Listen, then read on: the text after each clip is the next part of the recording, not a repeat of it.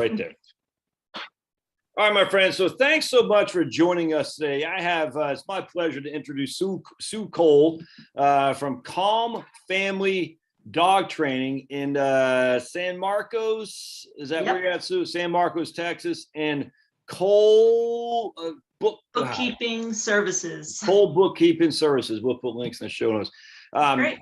The reason I wanted to do this is because I got to know Sue just by my YouTube channel, and it turns out, hey, she does dog training, which I think is pretty cool because I got two rambunctious pups. As we all know how pups can be, and they need some training.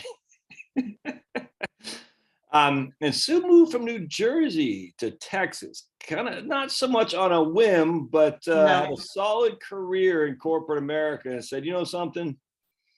This ain't for me, and we're gonna move. And it scared her. And the point that I wanted to show you guys is she and I both left our pretty cushy jobs in corporate America for the great unknown. And you know, you don't die.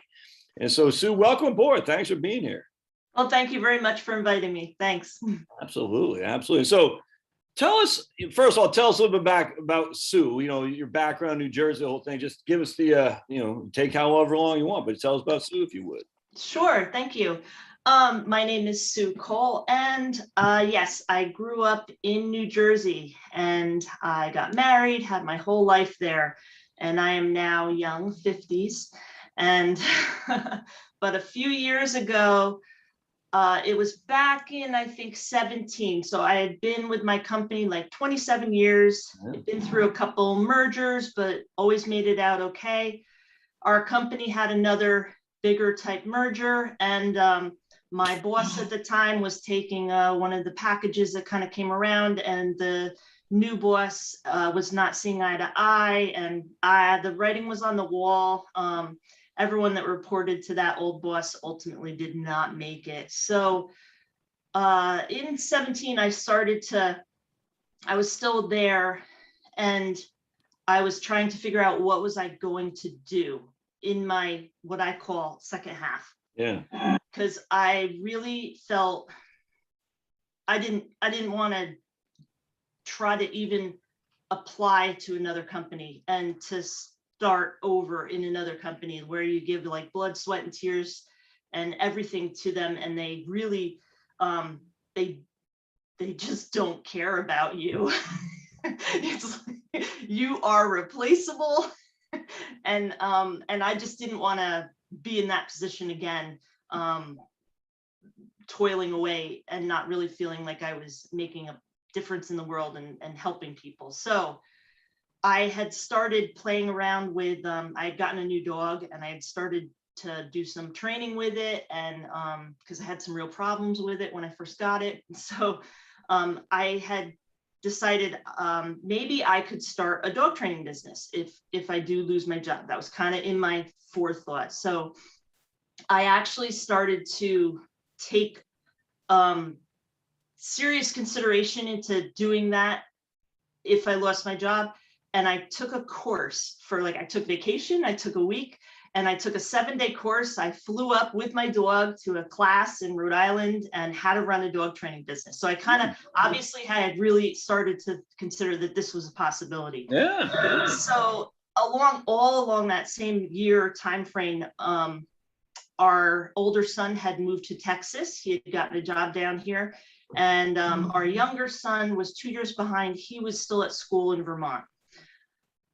My husband used to own a landscaping business up in New Jersey. So he had some health issues, and he was kind of unsure of what he was going to do in his future. Like, am I going to keep this business going? It's kind of, it's rough on my body, that kind of thing. Do I open it again? It was in the winter. It was like, do I open it again next spring? And so he was like starting to just play around on the computer, and he applied for a job in Texas, and he got a call back.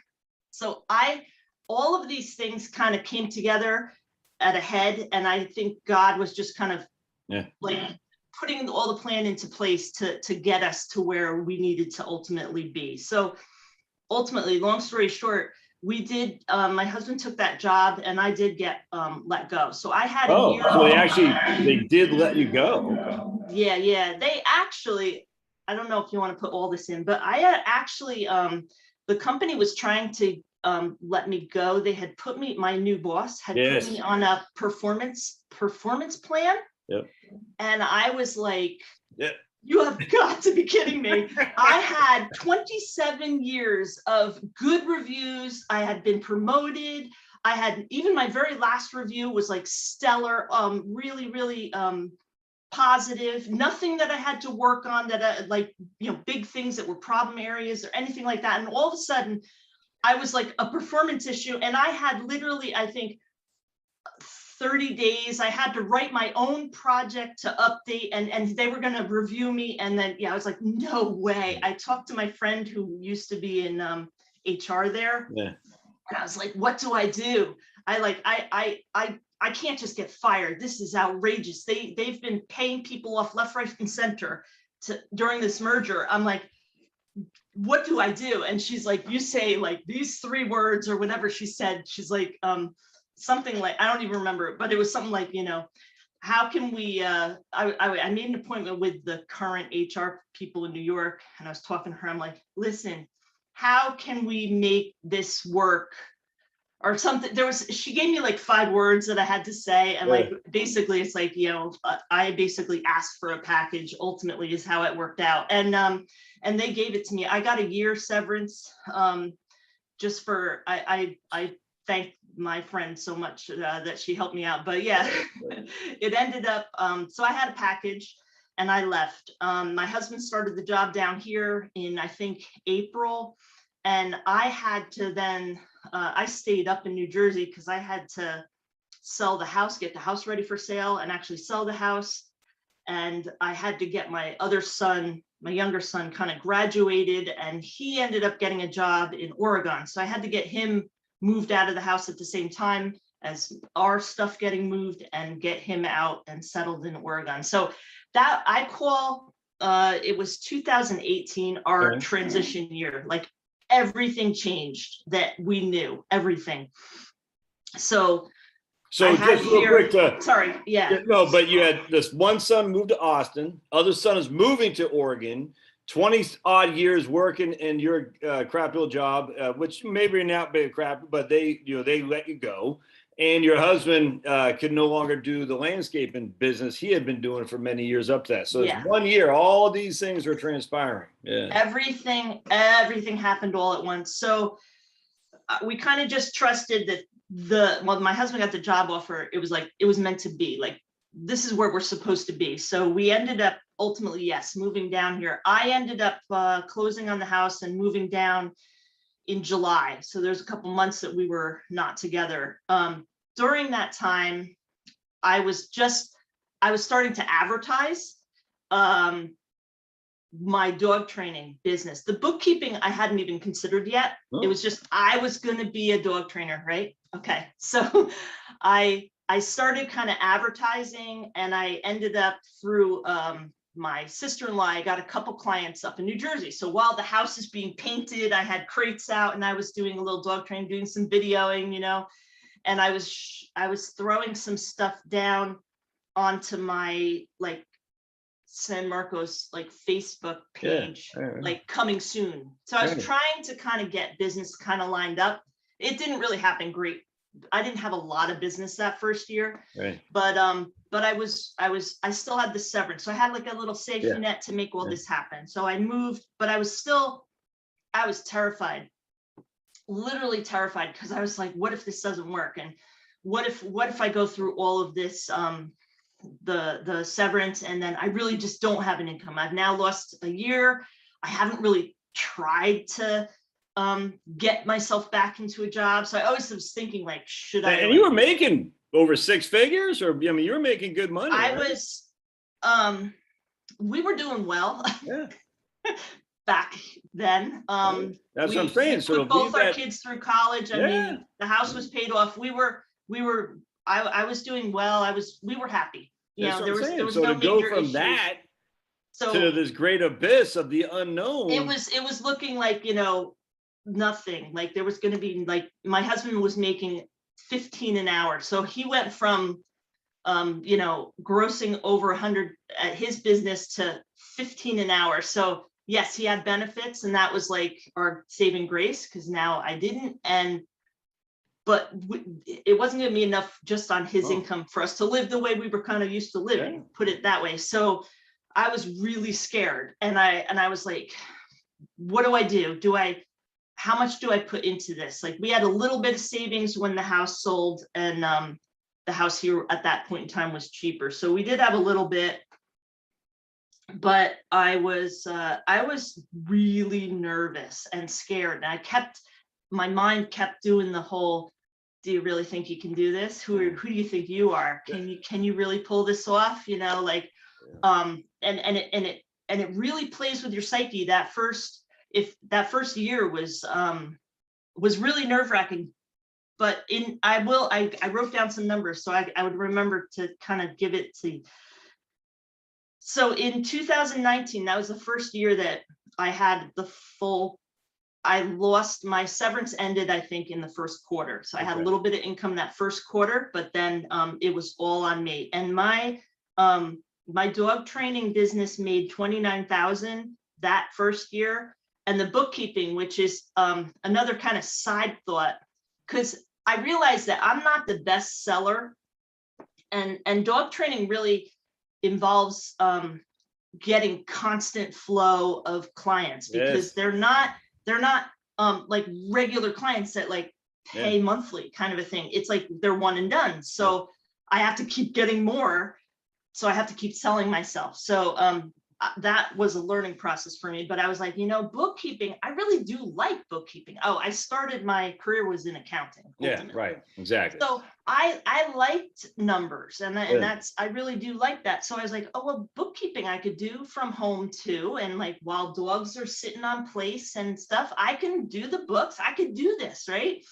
And then I could have like a little base income of recurring income. Like I'd have a couple of clients. So if the dog training has a low month, right, I still had some income from the bookkeeping. So it made my comfort level feel better, that I wasn't like, I had to constantly, God forbid, I have an off month with the dog trainings, I still have a little bit of income here. It's not that bad, right? So that's kind of how it played out. So that first year of the bookkeeping, I ended up making $20,000. So my first year of full business, when in 2019, I made 49 gross, no, net 49,000. In 2020, between the two business, it was 78. And I'm on target this year, 2021, to gross over 100. But gross or net? Gross or net? Net. Actually, that's net. Sorry, okay. I was doing net. Yeah. I don't have huge expenses, tell you the truth. Well, no, that's before taxes. So I do have to pay, I have to pay all those taxes at the end of, I pay quarterly. I think I make estimated payments now, but I don't have a huge amount of expenses. For the bookkeeping, I have QuickBooks Online. So I have subscription things to that. And I have insurance, but that's not a huge expense. What kind of insurance? Like health insurance? It's like, I think it's liability. Oh, okay, for the business. And errors and omissions. There's something called, I think, errors. It's, you know, just in case something happens and somebody sues me, I guess. So, and then for dog training, I have a little bit more expenses in dog training, but not a ton. I have equipment that I have to buy. I do provide equipment with each dog that I do, place cots and leashes and e-collars, all sorts of things. So, but all in all, my margins are like high, like 80, 90% of what I kind of gross. So I don't have a huge difference in that gross to net line, but it's a little different, more different in the dog training. So, and I work from home. It's, oh, I got to tell you. So now that I feel much more secure, but I just wanted to say to people that are like, they're scared. Yes. I got to tell you, I was there. I was terrified. I was wondering if this was going to work and what would I do, and if it didn't work, how would I get another job? Like, you know, I'm getting older. I'm not going to be very employable. You know, all the fears that come in, they're real, and they tear you down. And I want to say, if you could just have a glimmer of that hope that, you know what, Sue did it.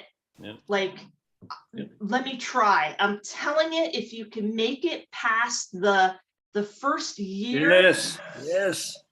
Just if you can scrape by enough to like button your, you know, pull your boots and just make enough that you're like, I'm gonna make it the year and yes. see how I do. Just give it the year. Don't give up at like 3 months.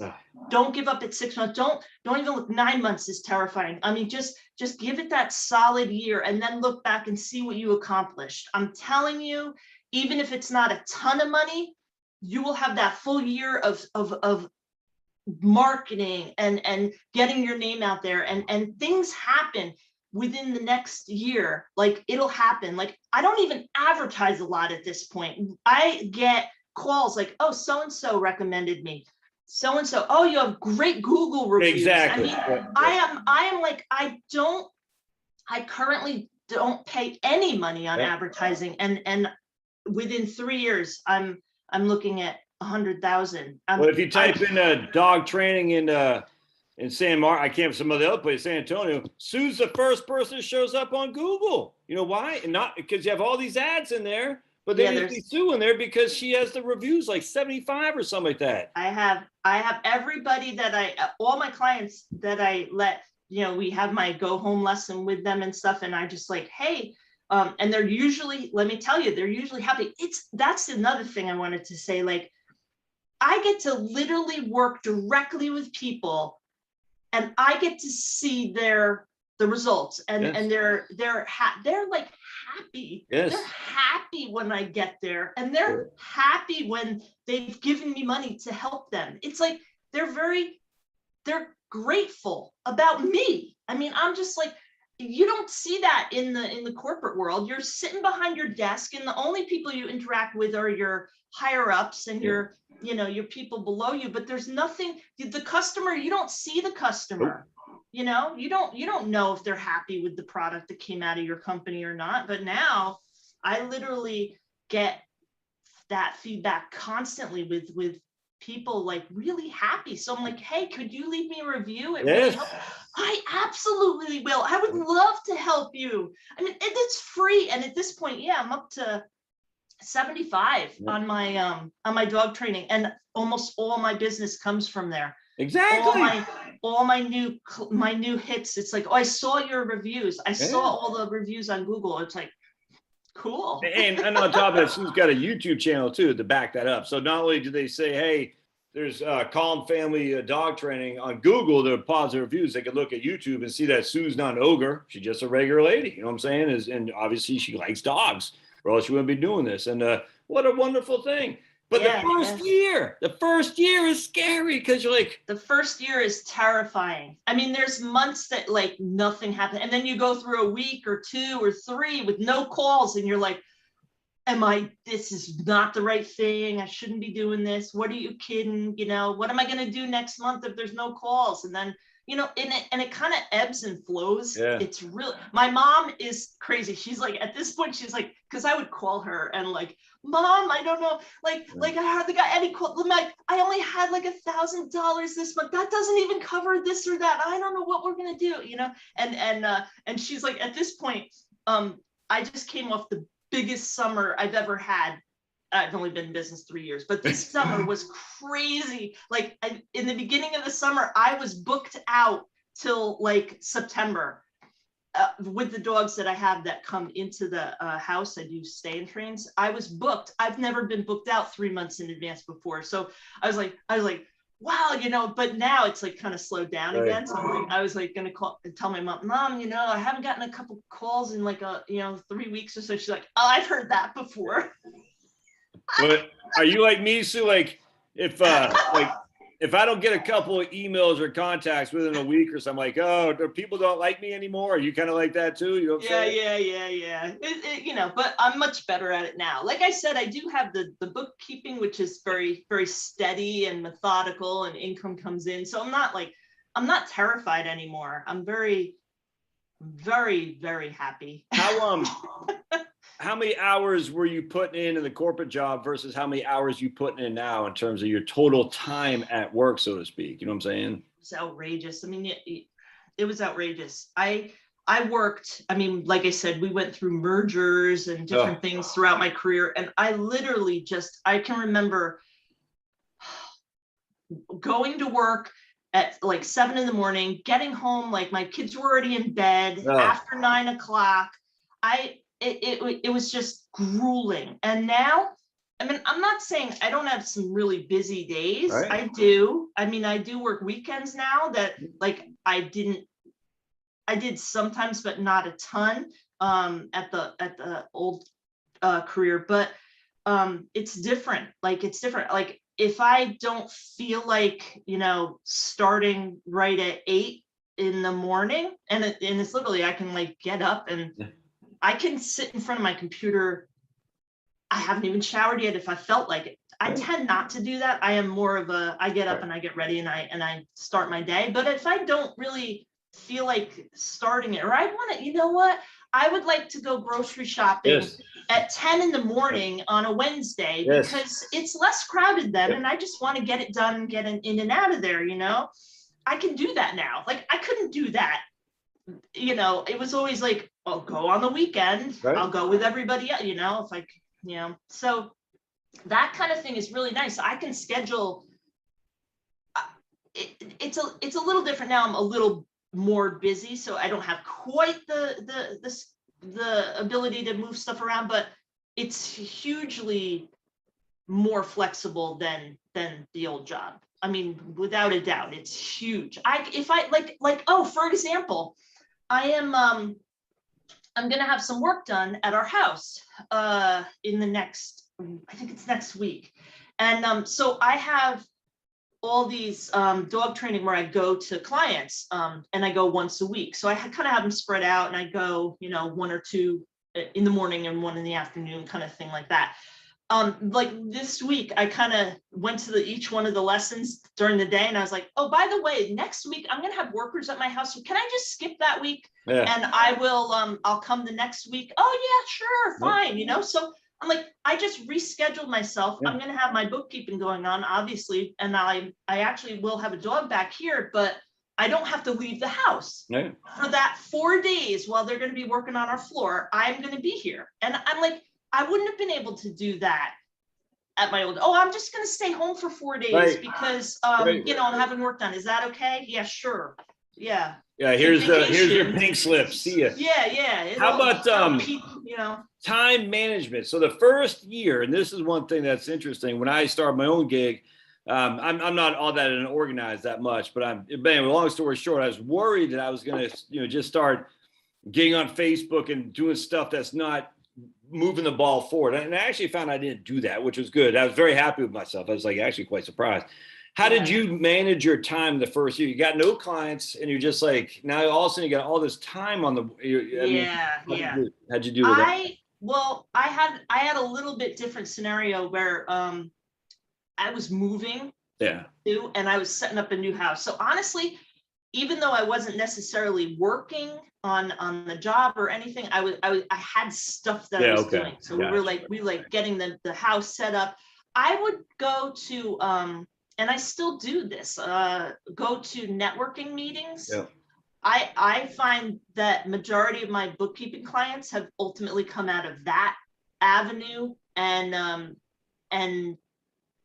it was just a way to meet people. Like I'm kind of in my house. If I don't get out, I don't meet a lot, and I'm an introvert in general. So if I don't force myself to go meet people, I won't. So I'm in a new state. I don't know anybody really. So I definitely went to networking meetings, which really, really helped. And I any small business that is starting up, I totally recommend that. I joined the Chamber of Commerce. So I go to things through them, you know, so stuff like that. Most of it's if No, but there's you any said you're cost at all, it's very inexpensive. You said you're not you're an introvert, not very salesy. So were you nervous Yeah. going to your first chamber meeting and mingling? Oh yeah. Yeah. Yeah. How'd you get over that? Like, I'm sorry? How did you get over that? You just have to do it. Yeah. You just have to do it. I mean, literally, you just have to force yourself to do certain things you're not comfortable with. Yeah. But then, you know, you get to the point where it's always the same people, and literally we sit at the same places at the tables. It gets very repetitive, and you know everybody. But that first time that you go, yeah, it's very nerve-wracking. Well, but I find I'm getting better and better at it, because honestly, I'm going now. I have to meet new clients for dog training constantly, like I said. So I first talk to them on the phone, and then I drive to their house. If it's a private lessons, I go, so I'm meeting people each week. I'm usually meeting some new people. And that's something that I never had to do before in my old life. I kind of, if you would have said 5 years ago, if I would have said 5 years ago when you're in your corporate gig that you'd be a gadfly at a Chamber of Commerce meeting handing out business cards, you would have said that's not me. No way. You know what I'm saying? No way. No way. I would not. I would not have. That's a desperate time leads to desperate measures. And when you're seeing this great abyss of no income, you're like, holy crap, I better go talk to somebody. It's amazing how motivated you'll get. You know what I'm saying? It's crazy. Yeah. Yeah. You have to. You just have to get over it. But it's not constant. It's not like I'm sitting at chamber meetings or network meetings like 5 days, a week. It's like once. Some of them are once every 2 weeks. It's not, they're not really time, they don't take up a lot of time, but the benefits they provide you, like getting your face and your name out there with other people who are like-minded. I mean, these are people who are all trying to make a better life for themselves, and they're all trying to build their own businesses and their community. They're involved in the community. And they're in. So it's you can. It's not only helping your business; it's helping you help other people too. Because now it's like I may know somebody who my neighbor might need a roof, and hey, I know a roofer. Yes. Hey, I know it. So it all. And hopefully they're doing the same thing for me. Hey, you having trouble with your dog? I know a dog trainer. It all works if you don't have to invest that much into that. It's like, like I said, a meeting a week or a meeting every other week. It's fun. I was at and you have lunch. It's usually over lunch or breakfast. You eat your meal and you have conversation, and then you go home and you think, hey.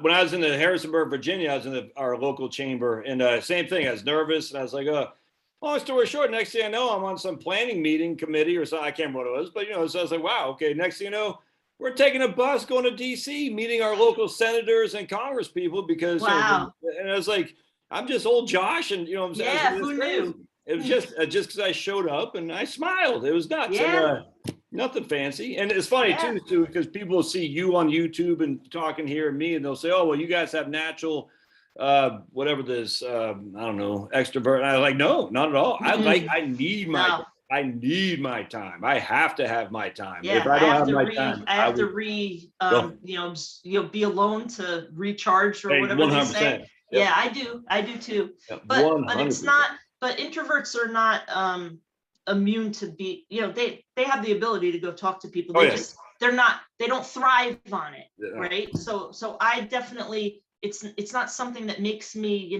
get recharged. I get drained, and I come back home and I let me just do some books. Let me let me work with a dog, and no people around. It's like, oh, good, I'm good to go. So it feels like reward to the effort you put into expanding your knowledge of people and help. It feels like reward to have your downtime.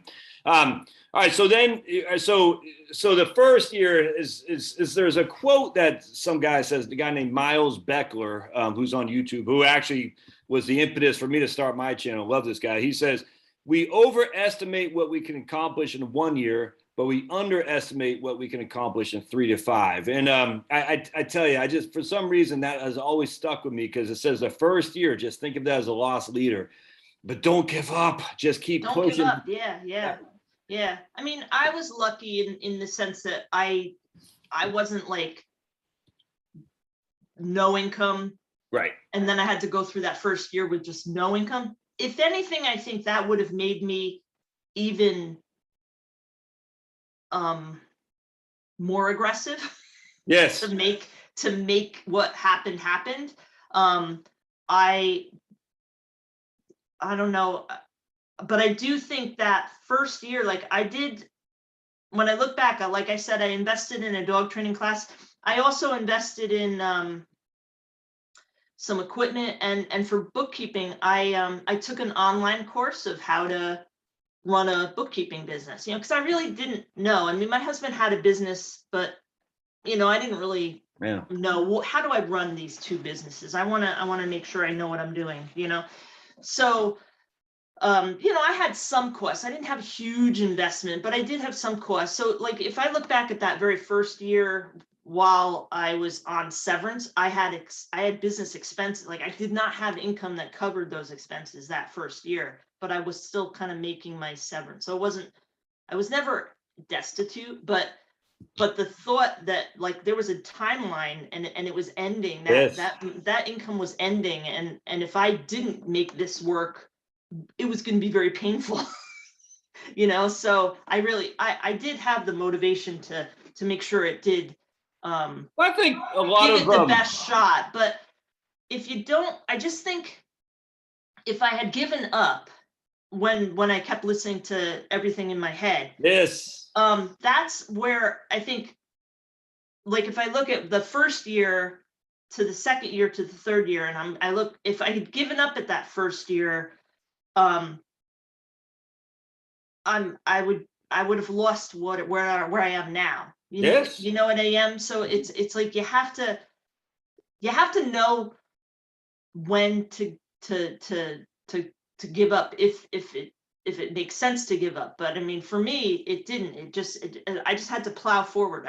I saw that I could do this. And yes, it ebbs and flows, though. I got to tell you, it's never just a nice steady up. It's like, oh my God, we have these. It's like these. You're on a roller coaster. It's like you have this massive win. You get these 5 clients in a row. Oh my God, this is it. I can do this. If I could do this every month, I would be fine. This is great. And then like, bam, it's like you go for 6 weeks without even a phone call. It's like, oh my God, how did I think I could ever do this? Oh my God, what are you, crazy? That was a one-off. You'll never do that again. And then I go through a month where it's like I was booked out for 3 months. So it's still like kind of ebbs and flows, but I've never had a month where I've lost money. But I mean, my dog training, like there's some months it's like I make $1,000, but then there's some I make 12,000. So it's kind of like so it averages out to like a nice, oh look, I should make about 50,000,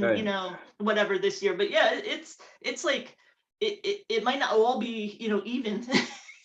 Well, you know what, so everyone's going to ask you. You have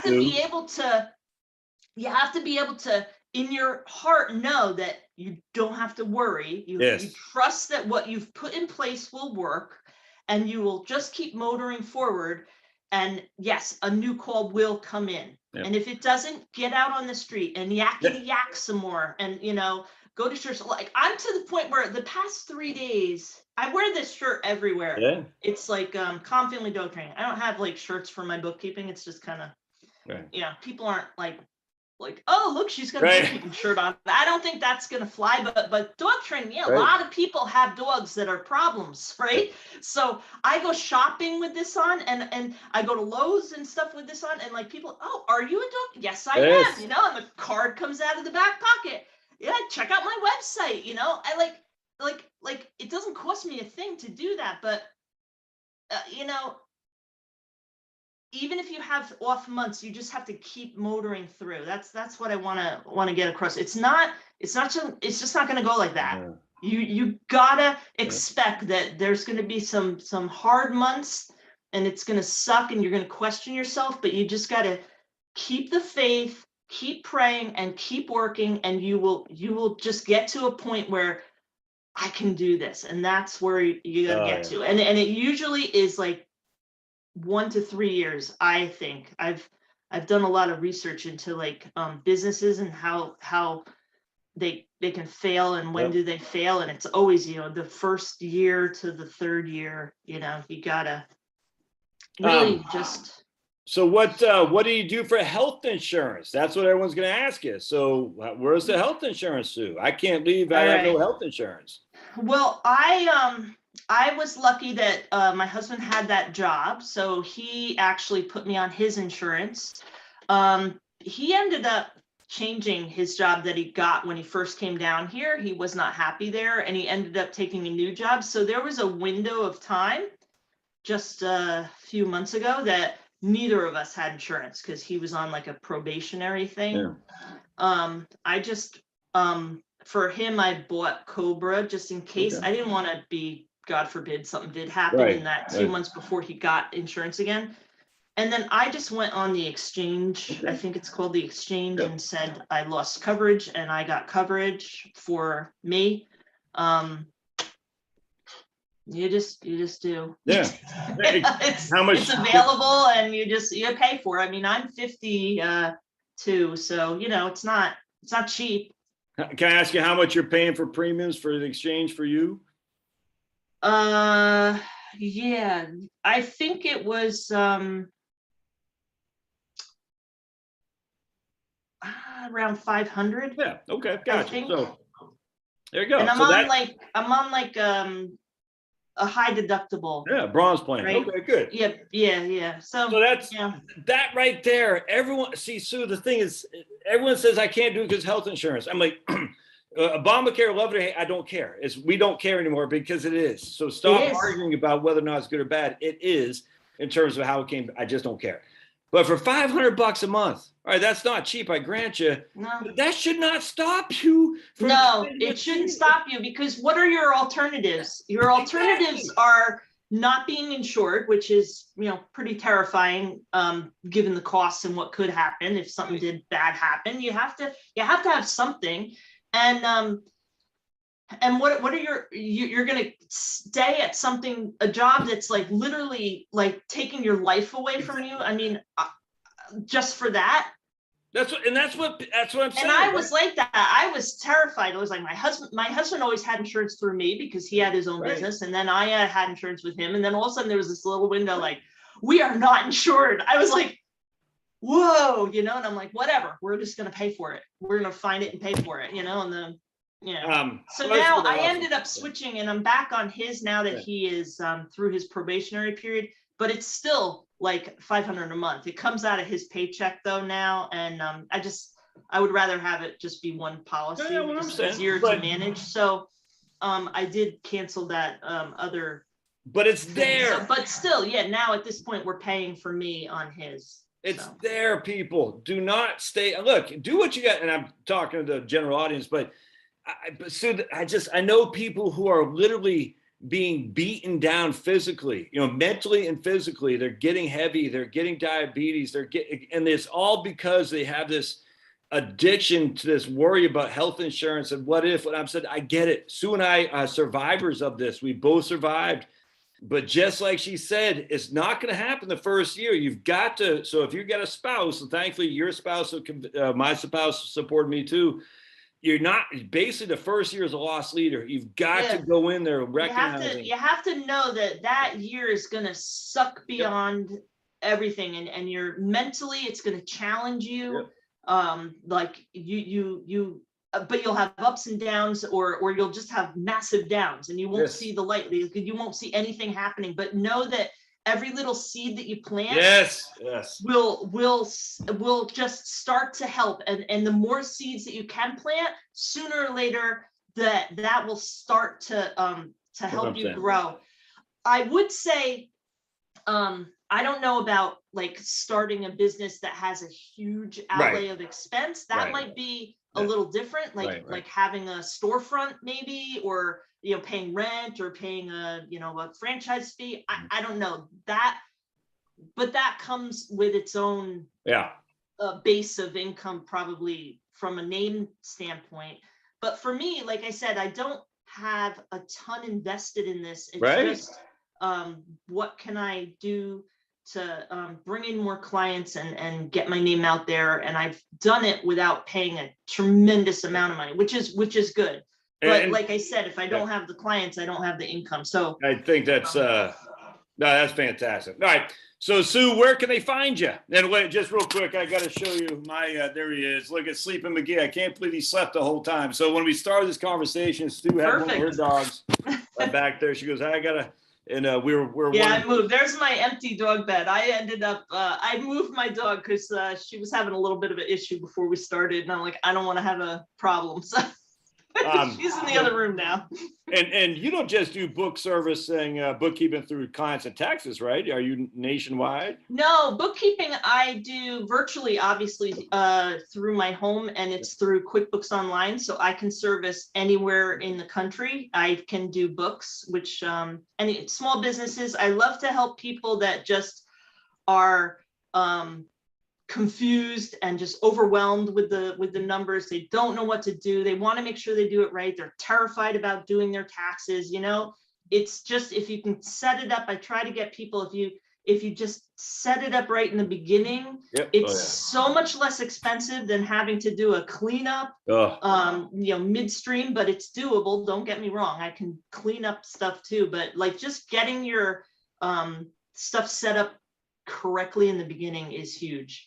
So I love to help small business owners with their books. I can do virtual meetings monthly. I produce the financial statements. We review them.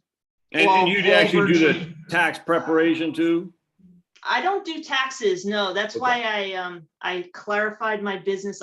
Bookkeeping services. I didn't. I am a CPA in New Jersey, but I'm not really currently advertising myself as a CPA, and I didn't actually transfer my license to Texas because most people hear CPA and they think taxes, and I just don't like doing taxes.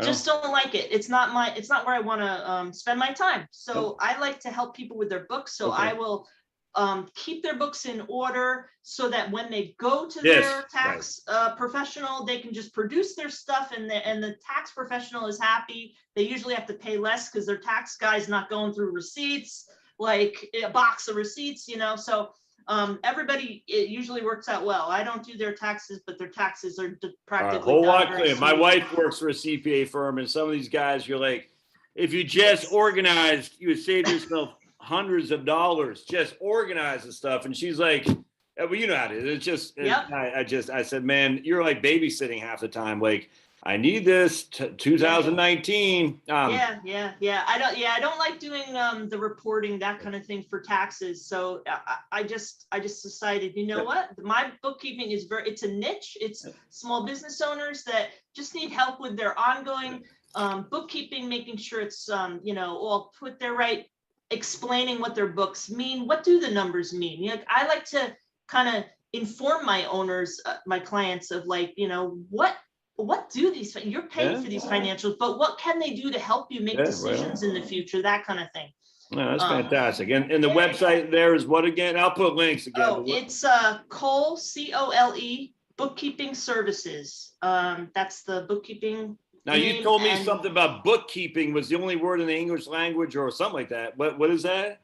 It's the only word in the English language that has 3 repeating letters. Okay. So OOKKEE, and only 1 P. People always think, oh, is it 2 P? No, 1 P. 1 P. All right. No 2 Ps, just 1 P. Just go P once.